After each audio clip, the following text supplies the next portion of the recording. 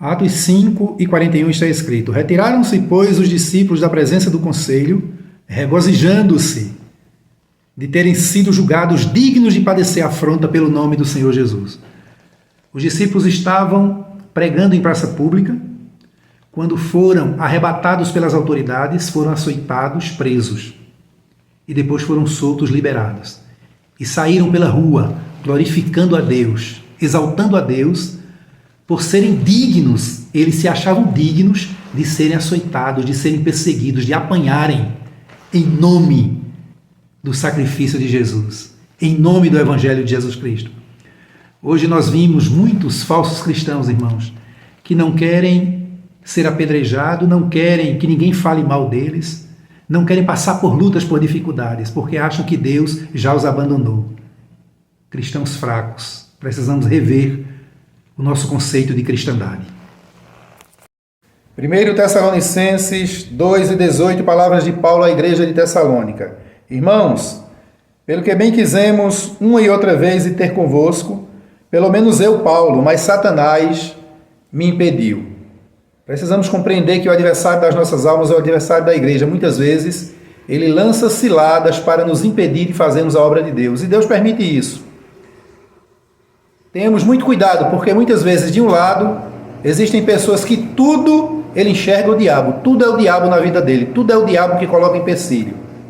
E outros, por outro lado, são as consequências da vida. Temos que entender que muitas vezes são as consequências da vida. O dia a dia, ninguém está livre dos problemas da vida.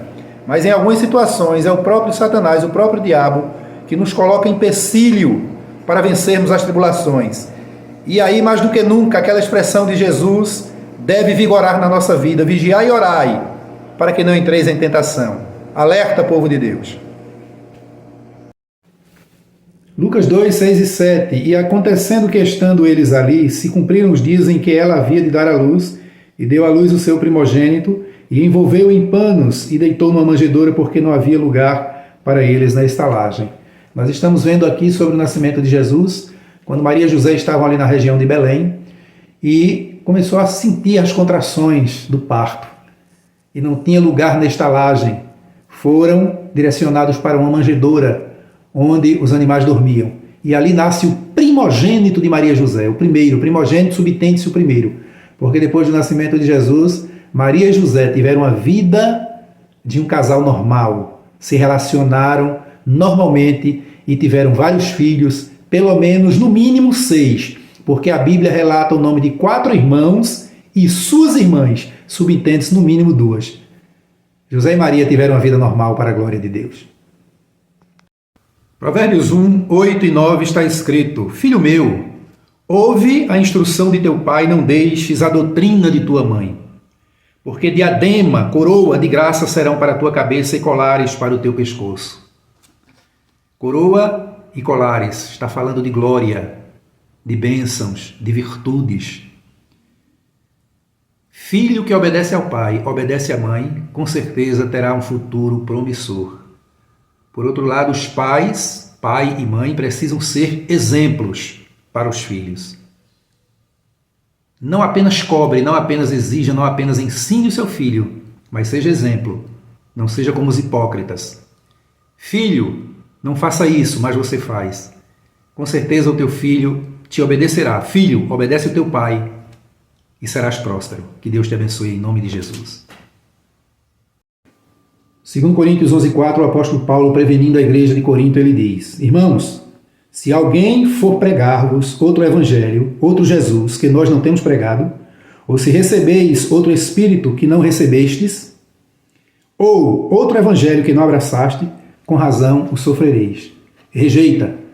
Queridos, as igrejas do Senhor hoje estão repletas de pastores, de líderes, de pregadores que têm trazido outro evangelho, o evangelho da ameaça, o evangelho da opressão, o evangelho do medo, o evangelho da mentira, o evangelho do adultério da verdade. Cuidado com eles. Não aceite. Se levante contra eles. Seja homem e mulher de Deus, de coragem, de verdade.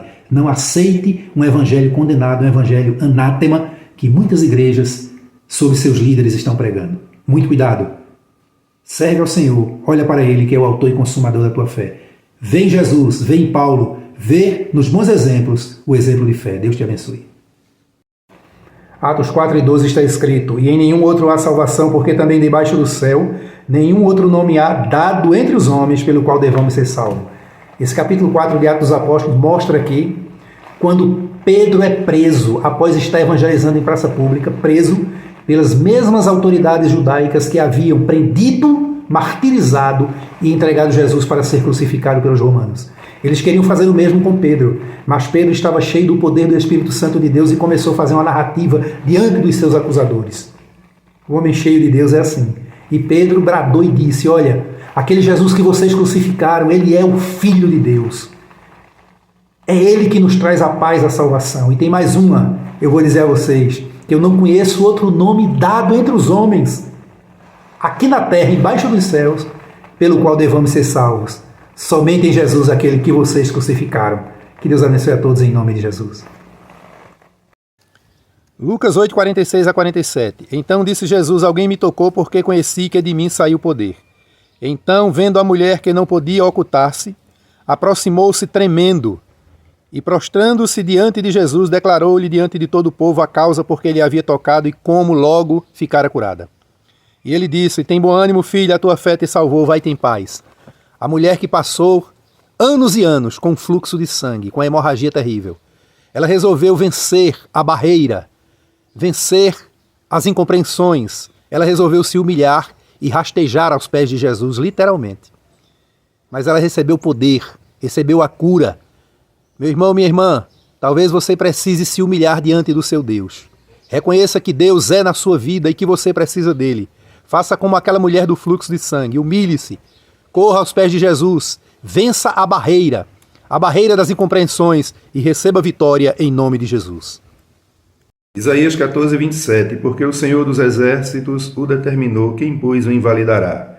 E a sua mão estendida está, quem pois a fará voltar atrás? Aquilo que Deus decidiu, aquilo que Deus resolveu, está decidido, está resolvido. No entanto, quando se trata de nós, servos de Deus, daqueles que se dizem filhos e filhas de Deus, é necessário que nós permaneçamos no lugar da promessa, no lugar que Deus nos colocou, para que aquilo que Deus determinou na nossa vida realmente seja cumprido. Só existe alguém que pode impedir aquilo que Deus determinou na nossa vida, somos nós mesmos, pelo nosso mau comportamento, pelo nosso mau posicionamento. Nem Satanás ele pode impedir aquilo que Deus determinou. Então, o que Deus determinou, o que Deus validou, está determinado, está validado. Que Deus abençoe a todos, desde que permaneçamos fiéis a Ele. Atos 4 e 34 está escrito: não havia, pois, entre eles necessitado algum, porque todos os que possuíam herdades ou casas vendendo-as traziam o preço do que fora vendido e o depositavam aos pés dos apóstolos. Queridos, esse texto aqui narra a comunidade de bem entre os primeiros cristãos. Quando a igreja estava iniciando, o amor, o zelo, o apego dos cristãos era tão tremendo à palavra de Deus e uns aos outros, que aqueles que eram ricos, que tinham herdades, vendiam suas herdades para distribuir com os necessitados. Não quero dizer que hoje seja da mesma forma. Se alguém foi tocado por Deus no coração para vender tudo o que tem, é um problema dele. No entanto, o que nós vemos, irmãos, é líderes, pastores principalmente, homens totalmente desvirtuados do exemplo de Cristo, do exemplo dos apóstolos, ensinando, pregando caridade, cobrando o dízimo, exigindo ofertas, criando uma série de situações, de esquemas para arrancar dinheiro da igreja, ficando milionários. E muitos necessitados, pessoas inclusive passando fome dentro das igrejas. Queridos, eu digo o seguinte, pelo que eu conheço da igreja hoje, a igreja da atualidade, e olhe que eu conheço, se as grandes igrejas, principalmente os líderes das grandes igrejas, eles procurassem investir mais na comunidade, construir casas, construir escolas, tirar as pessoas da pobreza, irmãos, eu digo sem medo de errar e você vai concordar comigo. Por mais fanático que você seja, há um líder religioso, a uma religião, a uma denominação cristã, seja qual for ela, por mais fanático que você seja, por mais alienado que você seja, você vai concordar com o que eu vou dizer aqui agora. Se os pastores, os líderes milionários de muitas igrejas, principalmente as grandes e as principais, construíssem casas populares, procurassem socorrer os necessitados, não existia ninguém passando fome, ninguém passando necessidade na comunidade dos cristãos. Você concorda comigo? Repito, por mais fanático que você seja, você há de concordar, porque essa é a verdade. Porque se existe hoje uma instituição que tem dinheiro, é a igreja evangélica, principalmente as grandes igrejas, as grandes denominações centenárias, que são conduzidas por verdadeiros milionários que não estão nem aí para a necessidade dos pobres, para a comunidade dos cristãos, para viver conforme viveu, pelo menos 20% de como viveu a igreja primitiva. Que Deus abençoe a todos, em nome de Jesus.